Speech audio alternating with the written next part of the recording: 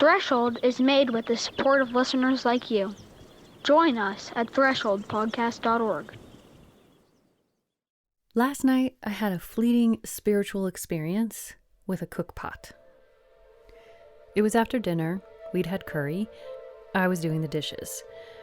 But instead of doing what I usually do while cleaning the pots and pans, which is think about other things, I found myself actually looking at the cook pot as I cleaned it.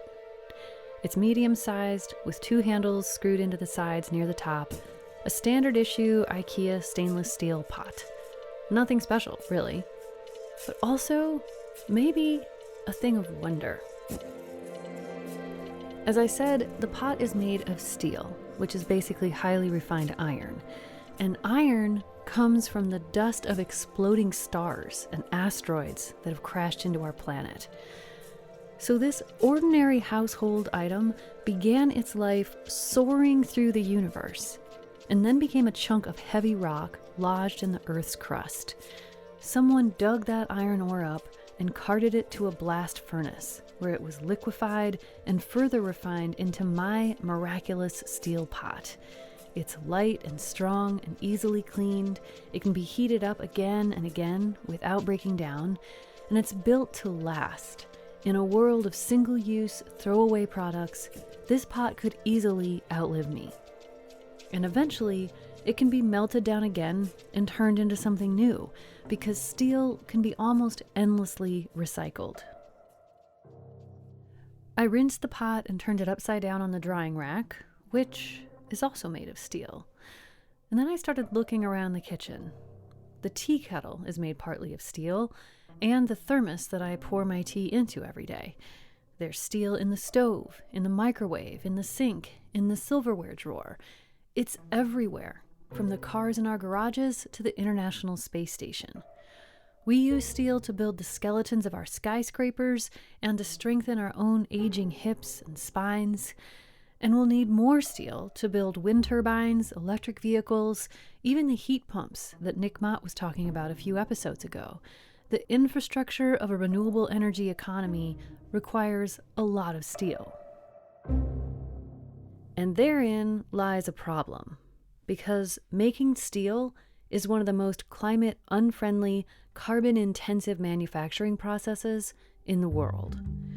It's responsible for about 10% of annual global carbon dioxide emissions.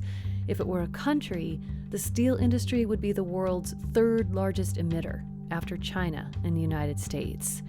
So we both really need steel, and we really need to stop making steel the way we're doing it now. Steel isn't the only industry in this position, of course. There are major climate issues with the way we make all kinds of things. Cement, cars, and clothing are 3 of the big ones. But hidden inside each of these climate problems is an opportunity. Because as we've heard from multiple guests this season, the key to progress on climate is finding leverage points, places under the hood or way up in the supply chain where we can make changes that ripple out and have an exponential effect. And steel manufacturing could be one of those points. If this industry could decarbonize, the emissions reductions would live on in all of our cars, buildings, appliances, and cookpots. So we're going to spend the next 3 episodes exploring steel as a sort of case study in industrial decarbonization. We'll travel to 2 communities, one in the Midwestern United States and one in northern Sweden, to meet people whose future is bound up with the fate of this industry, people who live in places that have been defined by iron and steel. But as we learn their stories, keep in mind that this isn't really just about steel. Because if we want to prevent a climate catastrophe, we don't only need to transform this one industry, we need to change our whole approach to industrialization in general. And that starts with examining how we ended up with the systems we have today, who benefits, who pays the costs, and how or if we might be able to do industrialization differently in the future. Welcome to Threshold. I'm Amy Martin, and don't touch that dial. Or do touch it and ask yourself, is this made of steel? It probably is. A lot of these industrial towns would be dirty and filthy and smelly. Lead poisoning was like a rite of passage when I was in elementary school. This is the thing, isn't it, with the Industrial Revolution? It's the exponential increase in the need for everything. We are changing the chemical composition of the atmosphere that had existed for millions of years. It's a warm September day, and I'm walking north through the city of Gary, Indiana, toward the shore of Lake Michigan. It's the 5th largest lake in the world, a 300-mile-long, teardrop-shaped freshwater sea, and Gary is perched right on its southernmost edge. But instead of sparkling blue water and fresh lake breezes, I'm surrounded by the sights and sounds of industry. Okay, I'm walking under the train tracks. There's the platform going up to the train. Just up ahead, I can see the entrance to a sprawling industrial complex. It's called Gary Works, and when it was built by U.S. Steel in the early 1900s, it was the largest steel mill in the world. Okay, that's a train overhead. The people of Gary have been riding the ups and downs of the steel industry for over a century. This is a company town named after Albert Gary, one of the founders of U.S. Steel. I pass under the train tracks and the highway, and then I come upon this sign. No trespassing, private property of United States Steel Corp. Violators will be prosecuted to the full extent of the law. Just to be clear here, I'm not out on the outskirts of town or something. I'm walking on Broadway, the main drag through the city, and right where you might expect to find a beach or some restaurants with beautiful lakefront views, the public road dead ends into Gary Works, and it is just huge. Gary Works covers 4,000 acres along 7 miles of the lakefront, walled off and owned by U.S. Steel. I take a picture of the no trespassing sign, and then I get up on my toes and crane my neck, trying to catch just a little better view, and then I take just one small step past the sign. Oh wow. You can just barely come through, and then you can start to see these giant hulking buildings in the distance. But I believe them that I would be prosecuted to the full extent of the law, so I'm gonna get out of here. Hello! A security guard pulls up immediately and rolls down his window. He's friendly as he asks me who I am and what I'm doing, but I'm not feeling super chatty. Okay then, and off we go. The story of Gary Works is in many ways the story of the industrialization of 20th century America. The steel produced here helped to birth the U.S. auto industry, defeat the Nazis in World War II, turn the United States into a global superpower, and create the climate crisis. So I really wanted to get inside and take a look around. I wasn't at all surprised that U.S. Steel didn't just let me walk in. It's dangerous in there. You can't have people wandering around. And they've got industrial espionage to worry about.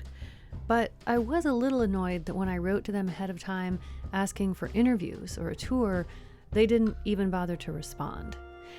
But I did get to talk to someone who painted a vivid picture of what it's like inside the Gary Works plant. We always say the best representation you have in regular media is Gotham City. Mark Lash is the president of the United Steelworkers Union, Local 1066. He's worked at Gary Works since 1994, and the way he described the plant reminded me a lot of the way poets and writers described the scenes in Coalbrookdale, England, back in the early 1700s. Very dark, big blast furnace structures, big buildings with a lot of steam and, graphite in the air. It comes raining down sometimes, and lots of smells. I met with Mark in the Union Hall one night after he got done refereeing a football game. He's a big guy, and it's easy to picture him at work in the plant, suited up in the armor of the steel worker. Steel-toed shoes, for the most part flame retardant, pants, long sleeve shirts, hard hat, safety glasses, earplugs, Mark says the iron ore used to make the steel here at Gary Works is usually mined in Minnesota, shipped across the Great Lakes, and smelted in enormous blast furnaces. Then it's further refined from there and turned into all kinds of things we use every day. Appliances, cars, all the way down to Campbell's soup. Mark says he tries not to buy anything in plastic or cardboard if he can get it in a can instead. Job security, he says. That's why he lives here, and that's what drew his grandparents here originally. Of Serbian and Russian heritage. Did they Yeah. come over to get the job? Oh, yeah. Yeah, no doubt. Like right off the boat came here? Yeah, right off of the boat. Grandfather on my mom's side made a stop in Pittsburgh for a little while, had some family there, but yeah, all over to here. So were they kind of proud when you went to go in the mill as well? Well, that's the bad thing about living. Yeah, none of my grandparents were alive by the time I hired into the mill at 24. This is a very common story in Gary. Almost everyone I talked to mentioned friends or family members who had died relatively young, often from cancers and lung diseases. The steel industry has provided millions of people with dependable, good-paying jobs, but it's also given a lot of those people serious health problems. My grandfather did work at U.S. Steel in the coke plant. He died of black lung. Mark's dad was a boilermaker who worked in lots of different plants in the area. Mark says he was able to take an early retirement, but he didn't get much time to enjoy it. So he ended up retiring, I want to say 56, 57, and he lived a little bit longer. When U.S. Steel built Gary Works in the early 1900s, they actually built their own hospital inside the grounds because they knew there would be so many workplace injuries. Burns and broken bones were common. But a lot of the health damage from working at the plant is more long-term stuff that can be traced all the way back to Abraham Darby's innovation back in England in 1709. Darby was the person who first figured out how to use the concentrated form of coal known as coke to make ironware. There have been important innovations in steelmaking since Darby's time, but throughout all of the changes, for over 300 years, we've continued to burn coke in blast furnaces to make steel. And that's a big reason why the steel industry is doing so much damage to the climate. When you make coke, it is a dirty process, and you take coal, cook it in an oxygen-free environment so it can't burn, and you extract everything out of it, and you'd be surprised how many chemicals are in coal. But what you're left with is just basically pure carbon, and that is coke. Mark says Gary Works doesn't have a coke plant on site anymore, but mountains of it still get used at the plant to produce what's called virgin steel, meaning it's not recycled. And here's a little quiz for you. If you had two buckets in front of you, one holding a chunk of that newly made steel, and the other holding all of the carbon dioxide released while producing that steel, which one do you think would be heavier? Well, the answer is that the CO2 bucket would be almost twice as heavy as the steel bucket. For every ton of new steel produced, more than 1.8 tons of carbon dioxide are released into the atmosphere. That means the emissions generated while making my stainless steel pot weigh almost 2 times as much as the pot itself. Knowing that, it's not surprising that some studies say the steel industry needs to cut emissions by a whopping 90% by 2050 in order to stay in line with the Paris Agreement. So the steel-making process is hard on human health in 2 ways. First, for the people who are working in the mill, breathing in that coal dust, and then later for all of us when the greenhouse gas emissions hit the atmosphere. Mark says he works in the finishing mill, where they add various coatings like tin or zinc to the steel for use in different products. And he says in that part of the plant, It's hot, it's dusty because it's dry, dusty, dirty.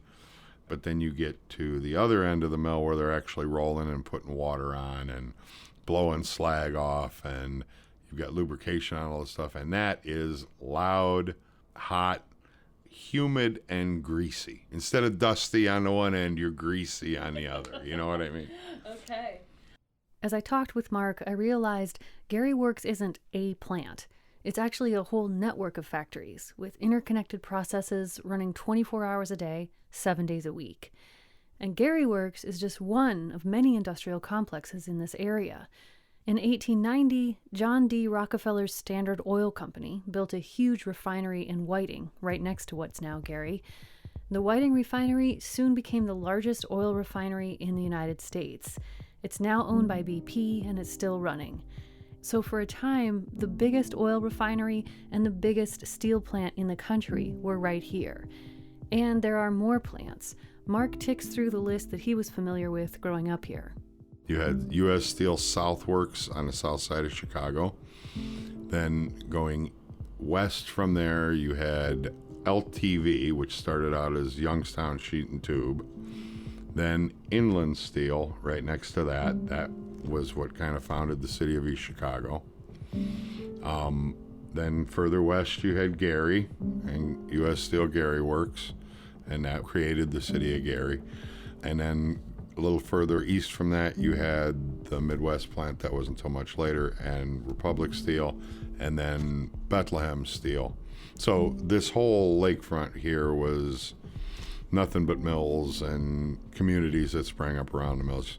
One of the main reasons why all of these plants were concentrated here in northwest Indiana lies just 30 miles up the lakeshore, the city of Chicago.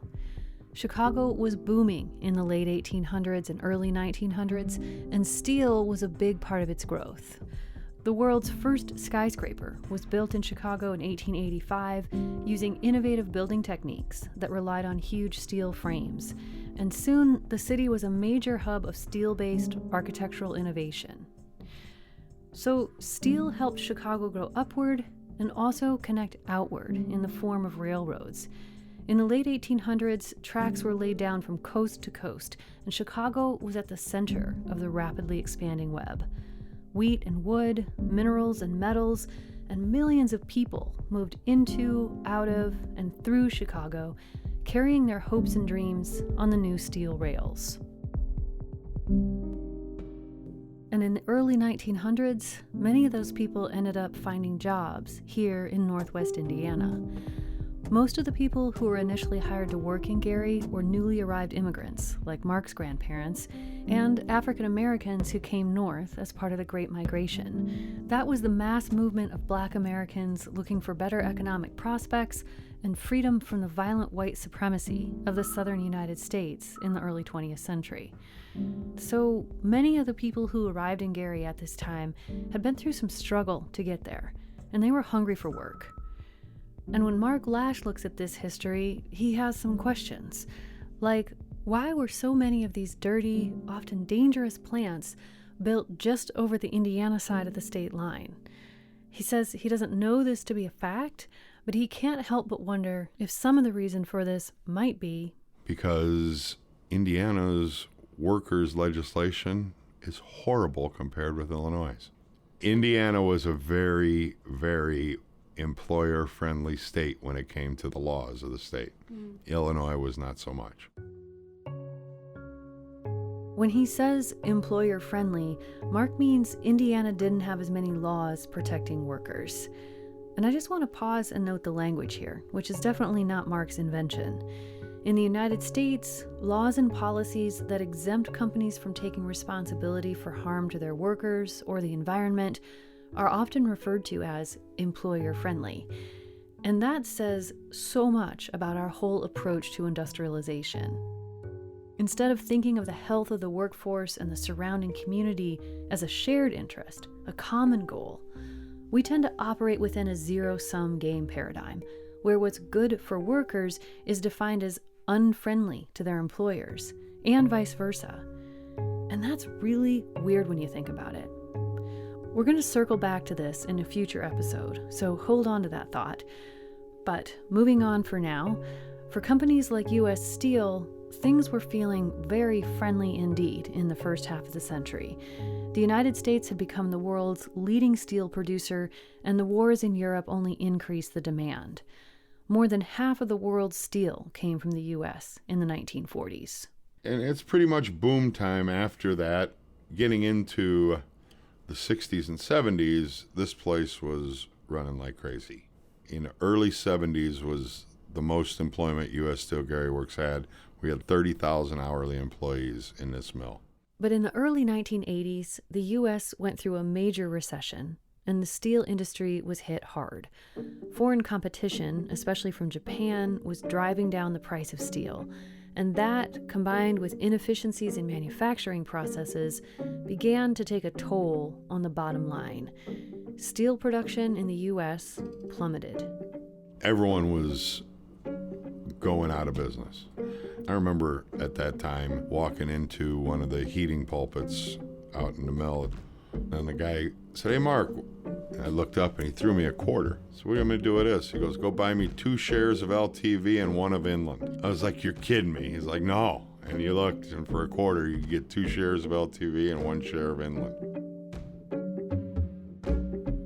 After a wave of consolidation of companies, the steel industry bounced back. But a lot of steel towns like Gary did not. And that is primarily because of mechanization. Tasks that previously took many workers doing hands-on physical labor can now be accomplished by one person pushing a button or watching a screen. Gary Works went from 30,000 employees to fewer than 4,000 today. And this same pattern was repeated in mill after mill. In the year 2000, the steel industry employed just 1/5 of the workers it had in 1963 nationwide. But steel production is still going strong. The mills are churning out as much steel as ever before. They're just doing it with far fewer workers. And that's how you end up with an oversized industrial complex attached to a city drained of its most precious resource, people. As I walked and drove around Gary, I saw street after street full of boarded up businesses and abandoned homes. It's heavy. You can tell this community has been through some really hard times. And you can tell those hard times are not over yet.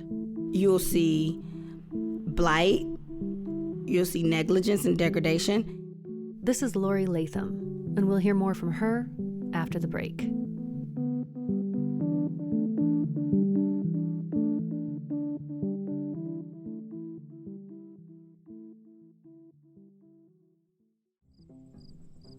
Welcome back to Threshold. I'm Amy Martin, and I'm walking through a globally rare habitat called a black oak savanna, less than 2 miles from the southern shore of Lake Michigan. Clumps of tall grasses are sprouting up out of the sandy soil, and all around me, elegant black oak trees raise their long, twisty limbs up toward the sky. They form a beautiful canopy overhead, an airy sort of latticework of branches and leaves swaying in the breeze. It feels foresty, but it also feels really open. And then it feels really verdant here underneath. Lots of grasses, little shrubs. This place is called Miller Woods, and it's part of the Indiana Dunes National Park. Sand dunes, wetlands, prairie, and this black oak savanna once met and mingled here, forming an extremely diverse wilderness. And this park still boasts an impressive array of plant and animal species. It's the 4th most biologically diverse national park in the country. There's just so much life, like, shooting up everywhere. There's a monarch. Cool. So good to see them.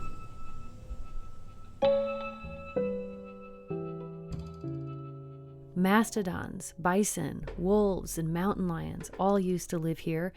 And for more than 10,000 years, people have made their homes here too. In fact, indigenous methods of intentional burning are part of what made the black oak savanna habitats what they are, or were. This kind of open forest I'm walking through used to cover 50 million acres of the Midwestern United States. Now only about 30,000 acres are left. The Miami people were forced off of this land in the mid-1800s, and some were moved all the way to Oklahoma. Just a few decades later, industry arrived. The U.S. Steel Company leveled most of the dunes, filled in the wetlands, chopped down the forests, and built an industrial complex so big it can be seen from space. Miller Woods is a little postage stamp of preserved land, located less than 1.5 miles from the edge of the Gary Works complex. But it's so beautiful here, you can almost forget how close you are to the steel plant. Almost.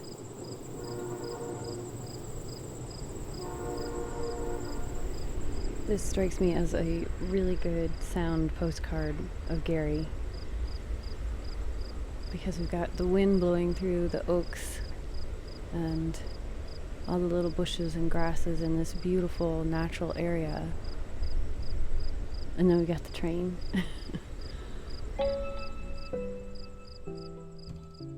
I've never been in a place where nature and industry collide more abruptly than they do here on the lower lip of Lake Michigan.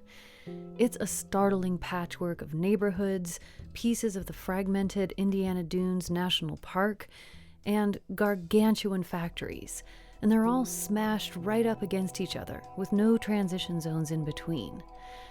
There's a lovely city park in Gary with access to the beach, and if you look straight ahead, it's just wide open, beautiful blue Lake Michigan. But if you look to your left, you see the Gary Works plant, and to your right is the Midwest plant, also owned by U.S. Steel. I came to Gary to learn about how factories like these are impacting our global climate. But spending time here makes it crystal clear that we also need to be asking how local communities are being impacted by industry. You go to the beach, and of course the beach is beautiful, but in relation, you see that they save just a little bitty piece and develop and polluted the rest. Lori Latham is the chair of the Environmental and Climate Justice Committee for the Gary branch of the NAACP. She's lived in Gary all her life and served in all kinds of leadership roles. She's spearheaded tobacco prevention efforts, directed the Gary Youth Service Bureau, and led Gary's Parks Department. Lori is the kind of person who looks around her community, figures out what needs to be done, and then does it, equipped with a big smile and a gift for straight talk. I mean, they use the Grand Calumet just as a dumping ground. She's talking about the Grand Calumet River, which flows through the Gary Works complex. It's one of the most polluted rivers in the country. You should take a look. We have a bike trail.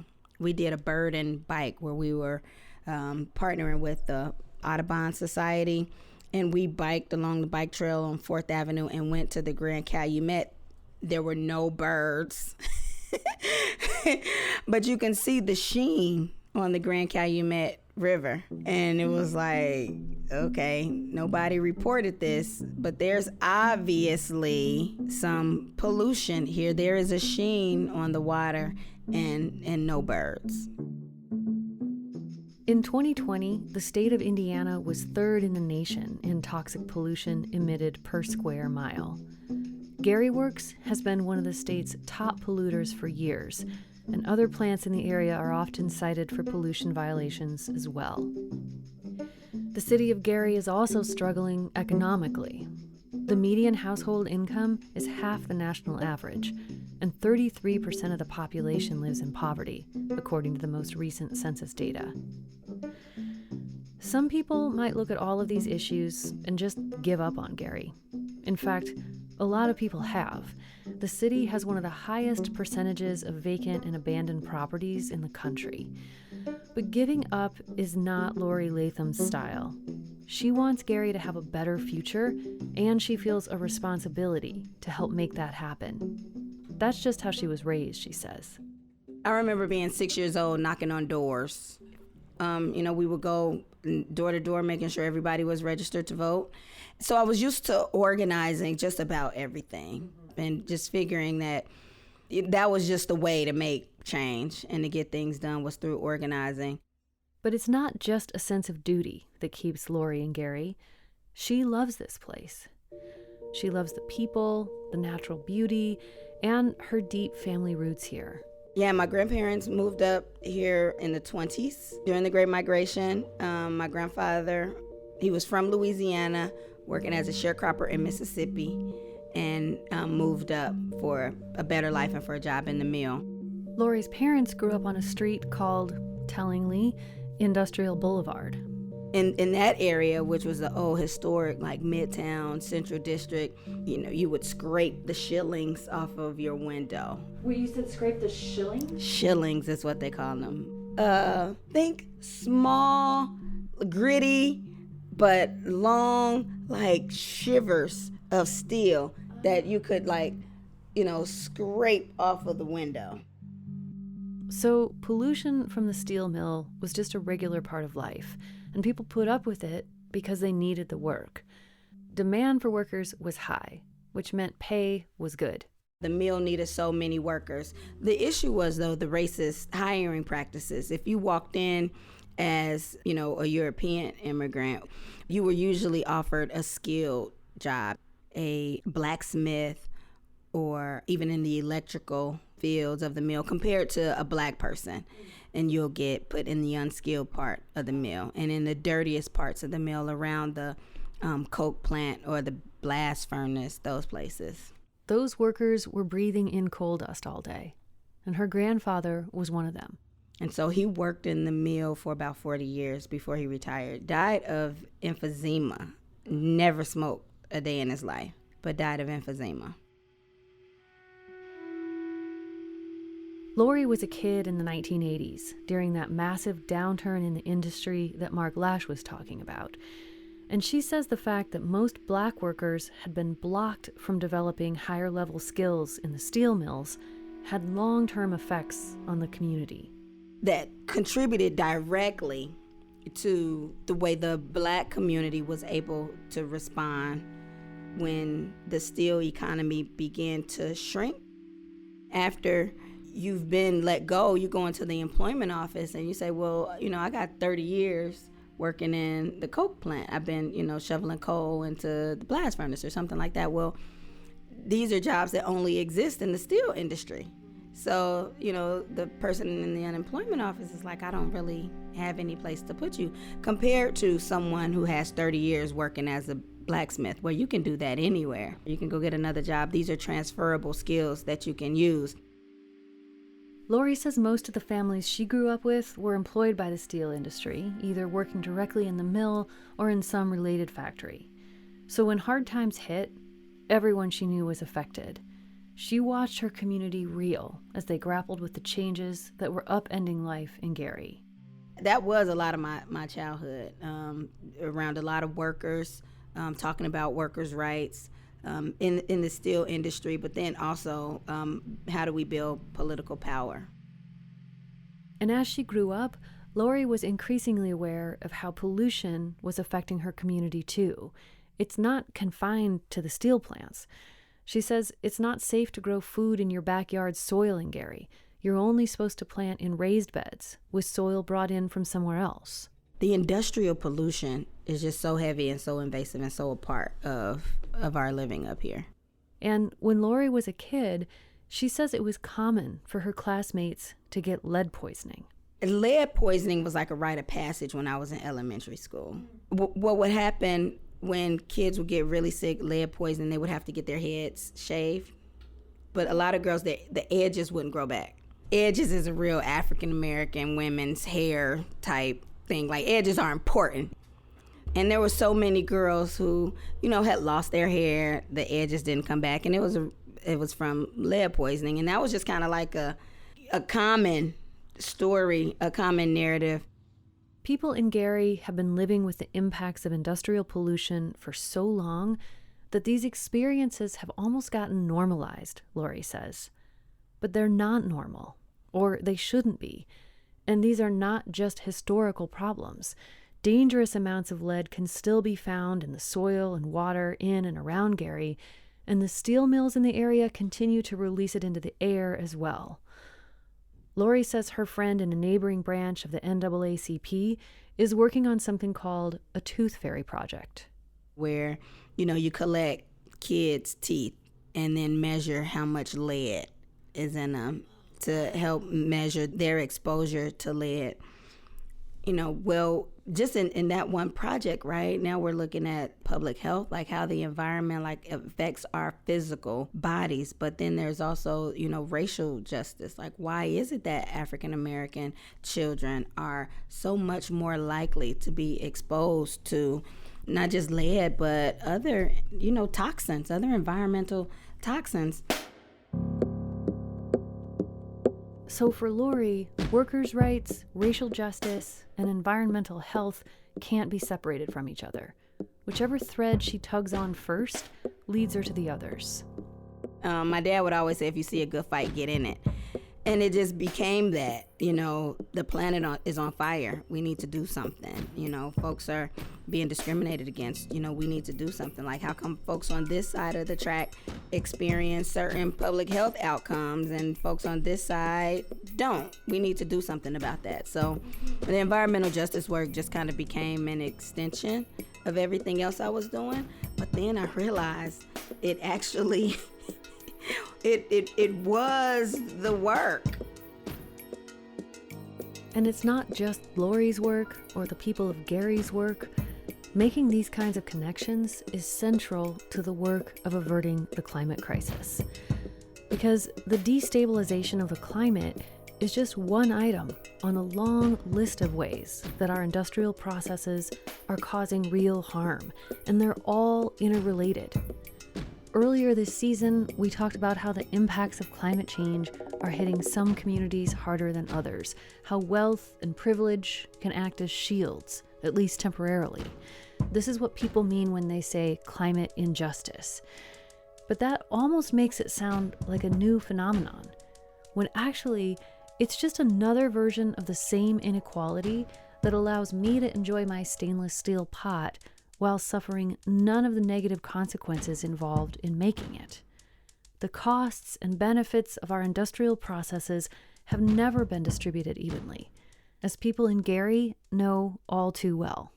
We're talking easily one of the richest corporations in the world, living in a city with some of the nation's poorest people. And I don't like to negate U.S. Steel's responsibility for that.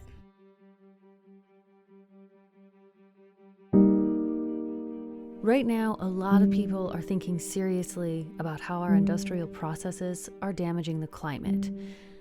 But long before anyone knew about that, people in Gary, like people in other manufacturing cities all over the world, could see how industry was damaging their air, soil, water, and even their own bodies. And from that perspective, the climate crisis looks more like a symptom, not the disease. To get to the root of the problem here, maybe we need to think about a lot more than just reducing the amount of carbon dioxide being released into the air. Maybe we need to examine how we're thinking about people and places and power. And I think for me it's so personal because, again, my grandfather retired from that plant, died, from working in that plant. It has marked so much of our history as a city, and not just Gary, right? But people came from all over the world to work in that plant, to make that plant profitable and have contributed to it being what it is. Lori says sometimes friends and family members who've left Gary question her choice to stay. And she says sometimes she questions it too. But for now, she and her husband are raising their 3 kids here, and they prioritize getting them outside and appreciating the natural beauty of the area. I can ride my bike to the beach, and then we spend a lot of time in the national park, hiking to the beach. So they know that part, and they love that part. But then they also ask questions like, "Mommy, why is Gary so dirty?" They use the term raggedy. Like, why is the city raggedy? So, we got a lot of work to do. That's why we're here, to help, rebuild the city. We need to rebuild many communities all over the world that have been polluted and hollowed out by industry. And we need to prevent more places from being subjected to what Gary is going through. So the real question here is not just how do we decarbonize the steel industry? It's how do we do industrialization differently? Can we? Is it possible to make the things we want and need without disregarding people and contaminating places? That's the driving question behind this subset of episodes about the steel industry. We're calling them Prayers of Steel, parts 1 through 3, in reference to a poem by Carl Sandburg. The first 4 lines go like this. Lay me on an anvil, O God. Beat me and hammer me into a crowbar. Let me pry loose old walls. Let me lift and loosen old foundations. What are the true foundations of our industrial processes? And can they be lifted and loosened and shaped into something new? We'll pick up the story there, next time on Threshold.